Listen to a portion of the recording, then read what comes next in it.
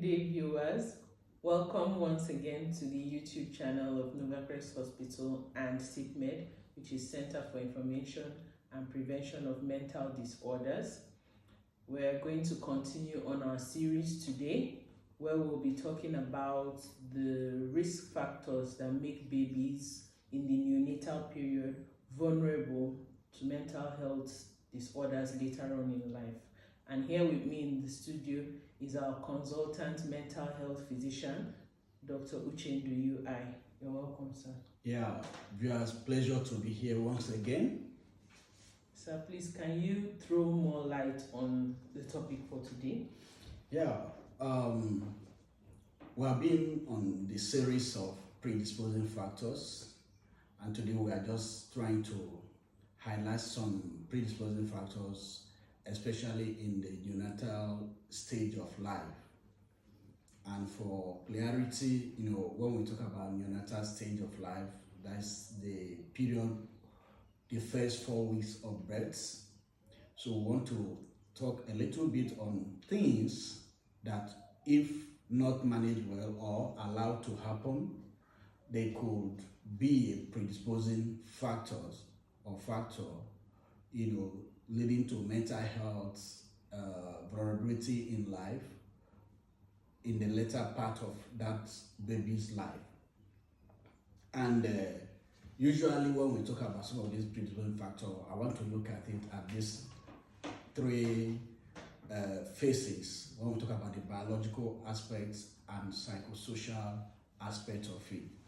The biological aspect, I want to use an acronym that our viewers will be able to remember easily. I call it TINS, T-I-N-S.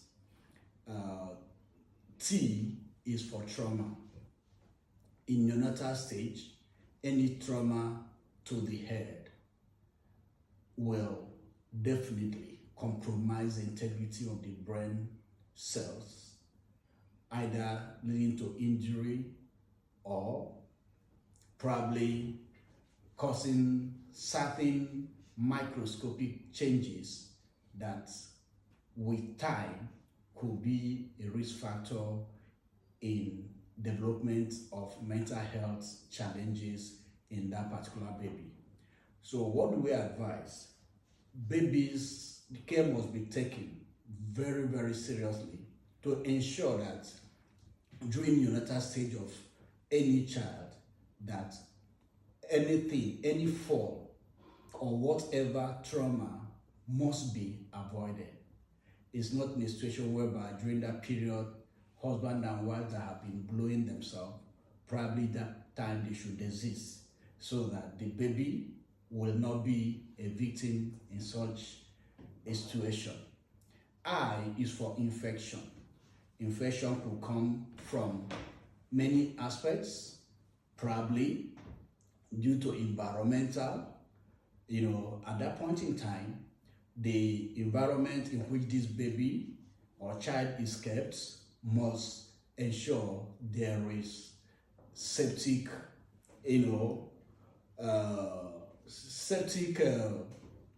regulators, it must be a clean environment. Let me put it that way so that I don't go too much medical. It must be a very clean environment. Whatever the baby is being worn should ensure that it's clean. Whatever goes into the baby, although at that point in time, we don't expect any mother to use feeding bottles. That's the time the baby should be on exclusive breastfeeding. The mother must ensure that her nipples are clean. Nothing should, sweat should not be allowed in probably any time before the baby is breastfed. The nipples must be clean. The baby's napkins and whatever must be in a proper shape so that to avoid any form of infection. Infection could lead to several things.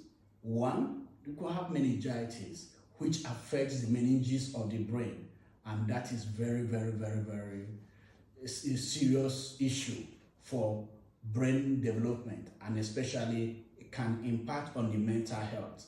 Two, can lead to jaundice. Jaundice is when there's a hemolysis of red blood cells and then get into the brain, cause what we call kinetoros, and that could affect the baby and can even lead to what we call probably low intelligence or intelligence deficiency in baby, depending on how serious the jaundice was. Then there could be general sepsis which can lead to febrile convulsions.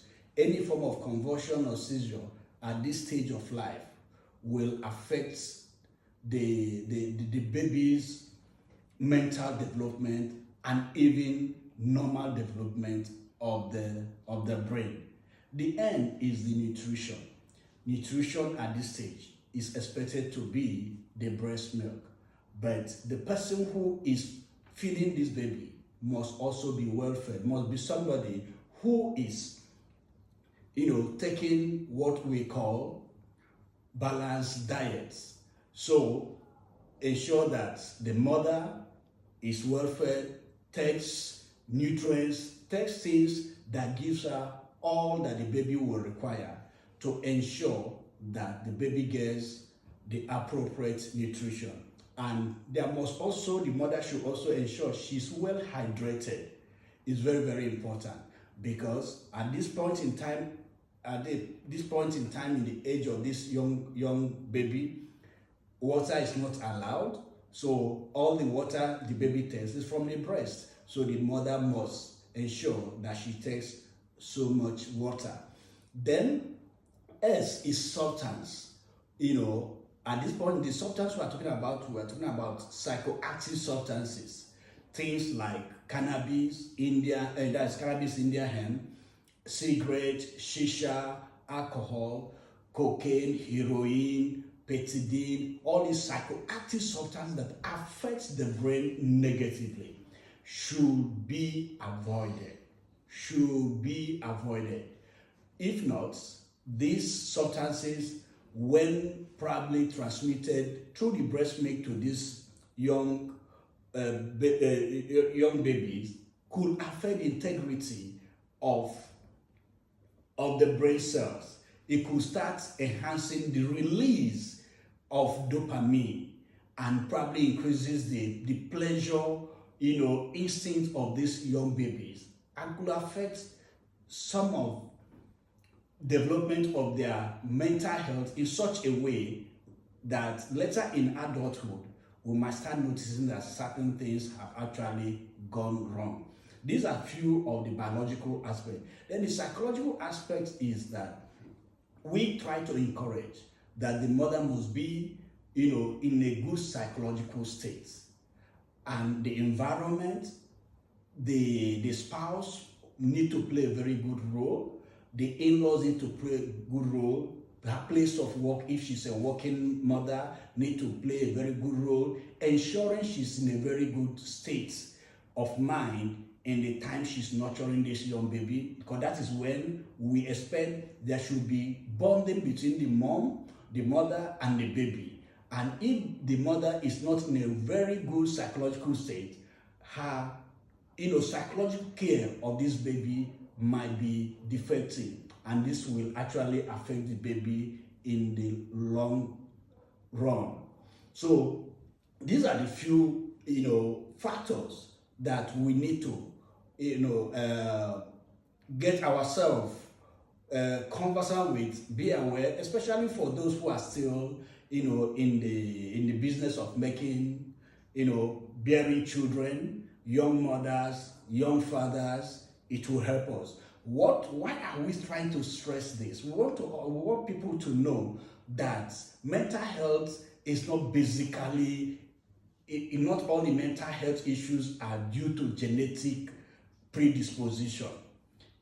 Some of these factors are what we call predisposing factors that could, if not taken care of, could lead to vulnerability. And if they are taken care of, we'll be able to get young children who have good mental health as they are growing, and they will be productive. they will be fruitful, and they will contribute positively to the society. So, thank you. Wow. Thank you so much, sir. Well, viewers, there you have it. A lot of information. We'll have to stop for now. I hope you people can join us when next we have our next series. Thank you.